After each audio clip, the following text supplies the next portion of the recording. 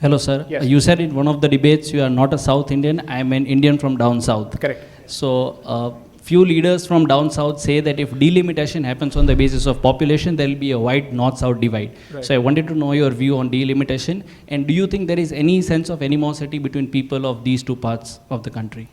Thank you. One, why are the north and south so self-obsessed? What about east and west?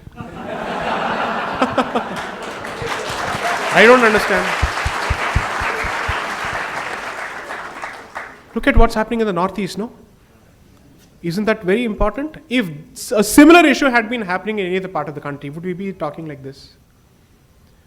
What is happening there is so utterly sensitive.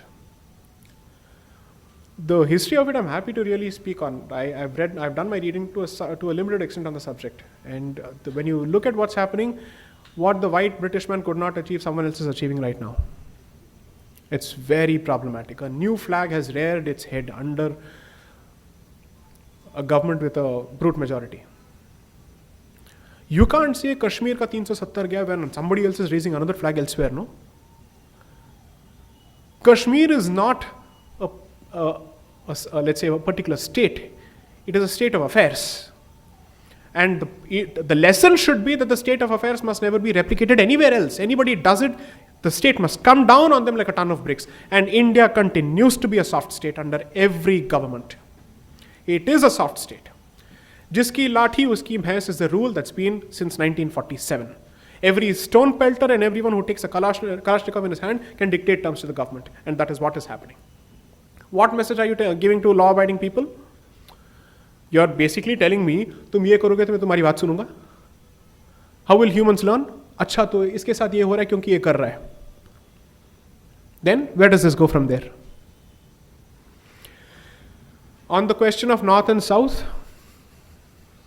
I don't think the situation is as bad as the 60s or as bad as the anti-Hindi agitation of 1950s. But the reason why it is kept boiling, this nasty venomous pot is kept boiling, is because of the most pernicious form of secessionist movement the history of this country has seen. It is Dravidianism and Dravidianism alone.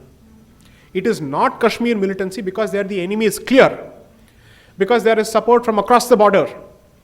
Here there's someone sitting inside, enjoying funds from several other places, and he is doing this on a regular basis. And he is doing this since the birth of the Russian Revolution, because this movement also started in 1917. So, I think Dravidianists must be held responsible. But the other side of the equation, I said this in my lecture at BHU, everyone from whichever part of the country they may be, if they think of themselves as Bharatiya, apart from their mother tongue, they must learn another Bharatiya language. Without a doubt. If you don't do that, you may learn a particular language because of economic reasons, because you have to move to some place or whatever. But I would want a greater integrative reason for learning another language. It shouldn't be just economics. Because you'll still learn the language, but ghrina to khatam nahi hogi na. That will still go on. You're learning the language because that's your means of livelihood. You can't survive without it. But the poison within and the separatism within will not die. Which is why I switch to Hindi often. To say my complexion and Hindi get along really well, don't worry. They will get along well. There's nothing wrong with it at all. After all, the purest form of Sanskrit has survived in the south, not anywhere else. For historical reasons. So we will protect it. We don't have a problem with it at all. I can't have a problem with a language which has the very same script as Sanskrit. Dravidians have a problem with Sanskrit, and that is why they have a problem with Hindi, is the calculation most people miss. Their problem is with the Hindu identity, and therefore everyone who represents the Hindu identity is a problem. So the person coming from the cow belt who speaks Hindi is a problem precisely for that. And this is a very different example to give.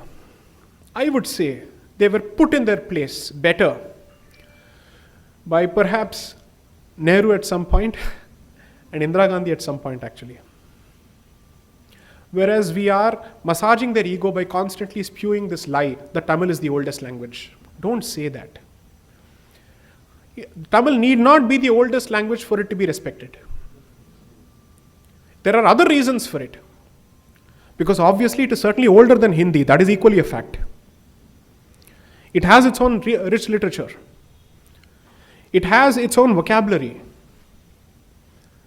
When I say its own, it doesn't mean it's isolated, because you see, as Bharat, we have literally, it's like a vast ocean where every small tributary or river has drawn from other, let's say, tributaries or rivulets. It has happened across the board. Because one thing that is common to most parts of this country are the two epics, the Mahakavyas. So naturally, your examples, when you think of food and strength, you'll think of Bhima. When you think of questions, you'll think of Yaksha Prashna. Or you'll think of the discussion between Yama and Nachiketa. You will have these discussions. So the examples are common because the culture is common, the sroth is common. The current fight is sub-regionalism being given precedence over the civilizational identity. And the civilizational identity is the product of thousands of years of synthesis, and that is being undone. Pull each thread at a time. Kapda kahan se bachega uske baad?